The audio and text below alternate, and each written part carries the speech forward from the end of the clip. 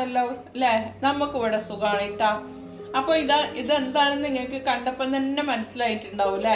ഇത് മുല്ലപ്പൂ ഒന്നല്ല കേട്ടോ, അത് മുരിങ്ങപ്പൂവാണ്. അപ്പൊ അത് വെച്ചിട്ട് നമുക്കൊരു തോരൻ ഉണ്ടാക്കാം. പക്ഷെ മുരിങ്ങന്റെ ഇലയും പൂവും കായും ഒക്കെ നമുക്ക് ഹെൽത്തി ഒരുപാട് ഗുണങ്ങളുള്ളതാണ്. അപ്പൊ നമുക്കൊന്ന് തോരൻ ഉണ്ടാക്കുന്ന എങ്ങനെയാണെന്ന് നമ്മൾ കാണിക്കാം കേട്ടാ. നമ്മൾ ഇതിന്റെ മുമ്പൊക്കെ ഇങ്ങനെ മുരിങ്ങപ്പൂവൊക്കെ തോരൻ ഉണ്ടാക്കിയിട്ടുണ്ടായിരുന്നു. അത് നിങ്ങളൊന്ന് കാണാത്തവരുണ്ടെങ്കിലൊക്കെ ഒന്ന് നമ്മളെ ചാനലിലുണ്ട് കേട്ടോ. ഒന്ന് കയറി കണ്ട് നമ്മളെ സപ്പോർട്ട് ചെയ്യണം കേട്ടോ. അപ്പൊ നിങ്ങളും വന്നോളി നമ്മളെ കാപ്പാട് കിച്ചണിലേക്ക്. ഇതാ ഞാൻ എണ്ണ ഒഴിച്ചു കൊടുത്തിട്ടുണ്ട് കേട്ടോ, നമ്മളെ തോരന് വേണ്ടിയിട്ട്. അതിൽ ഞാൻ ജീരകമാണ് ഇട്ട് കൊടുക്കുന്നത്. ജീരകം കുറച്ച് കൂടുതൽ ഇട്ട് കൊടുക്കാം. കടുക് ഇട്ടിട്ടില്ല കേട്ടോ, ജീരകം മാത്രമാണ് ഇട്ടത്. അപ്പോൾ ജീരകം പൊട്ടി വന്നിട്ടുണ്ട്. അപ്പോൾ നമുക്ക് സവാള ഇട്ട് കൊടുക്കാം. ചെറുതായിട്ട് പൊടിയായിട്ട് അരിഞ്ഞിട്ടുണ്ട് കേട്ടോ.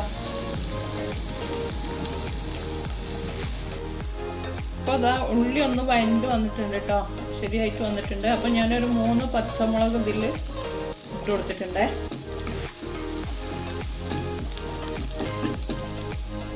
ഒരു വെളുത്തുള്ളിൻ്റെ ഒരു ടേസ്റ്റിന് വേണ്ടിയിട്ട് ഒരു വെളുത്തുള്ളിൻ്റെ ഒരു പീസ് കൊടുക്കുന്നുണ്ട് കേട്ടോ.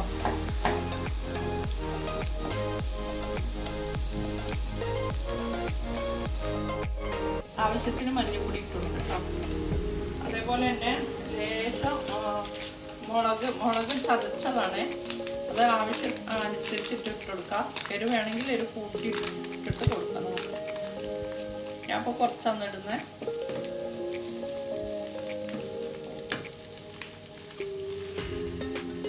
അത്രയും മതി. ഇനി നമുക്ക് അടുത്തത് നമുക്ക് പൂവിട്ട് കൊടുക്കാം കേട്ടോ. മുരിങ്ങാപ്പൂ ഇട്ട് കൊടുക്കാം.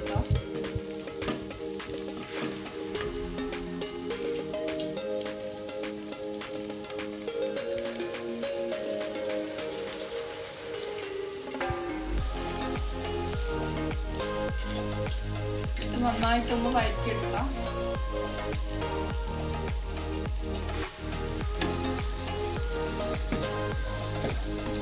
അങ്ങനെ കാണുമ്പോൾ നല്ല ഭംഗിയില്ലേ കാണാൻ?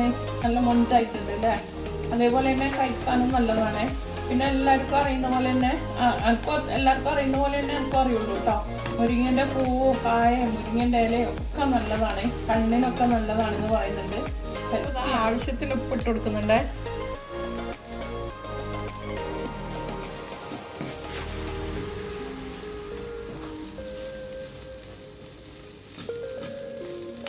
ഒന്ന് ഒരു 2 മിനിറ്റ് അടച്ചു വെച്ച് കൊടുക്കാം കേട്ടോ. ഒന്ന് പൂവൊക്കെ ഒന്ന് റെഡിയായി വാടി വരട്ടെ. അപ്പം നമ്മൾ മുരിങ്ങാപ്പൂവൊക്കെ ഇവിടെ വാടി വന്നിട്ടുണ്ട്. അപ്പം ഞാൻ അതിന് ഒരു സൈഡിലോട്ട് മാറ്റി കൊടുത്തിട്ട് ലേശം എണ്ണ ഒഴിച്ചു കൊടുക്കുക. കുറച്ച് എണ്ണ ഒഴിച്ചു കൊടുത്താൽ മതി കേട്ടോ.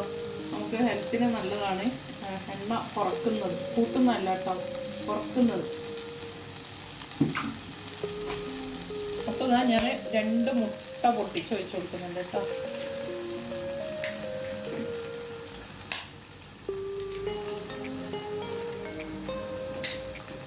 അതും കൂടെ ഇട്ട് ഒരു ലേശം ഒരു ഉപ്പ് ഇട്ട് കൊടുക്കാം.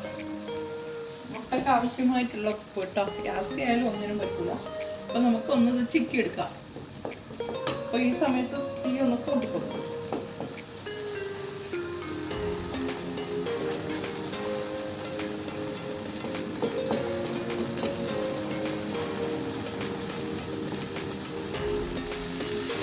ഇപ്പം ഇതാ നമ്മൾ മുട്ട കൂട്ടിയിട്ട് ഒന്നും കൂടെ ഇത് ചിക്കി എടുക്കാം കേട്ടോ.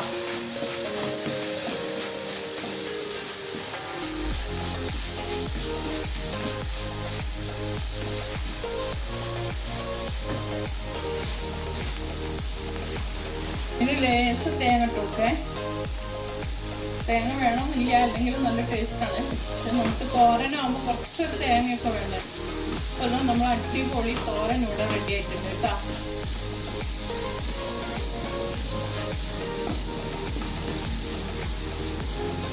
ഇതിപ്പോൾ എടുത്ത് മാറ്റട്ടോ നമുക്ക്. മുരിങ്ങപ്പൂവും നമുക്ക് ഉണക്കമീനാണ് കേട്ടോ. ഉണക്കമീൻ ഒന്ന് പൊരിച്ചിട്ട് ഒന്ന് ഉള്ളിയും തക്കാളി ഇട്ടിട്ട് ഒന്ന് എടുക്കാമെന്ന് വിചാരിച്ചിട്ടോ. ഉണക്കമീൻ ഇതേപോലെ ഒന്ന് ഉണ്ടാക്കി നോക്കിയാലുണ്ടല്ലോ നല്ല അടിപൊളിയായിരിക്കും. അപ്പം നമ്മുടെ ഇന്നത്തെ ചോറിൻ്റെ കറി ഇതാണ്, ഉണക്കമീൻ.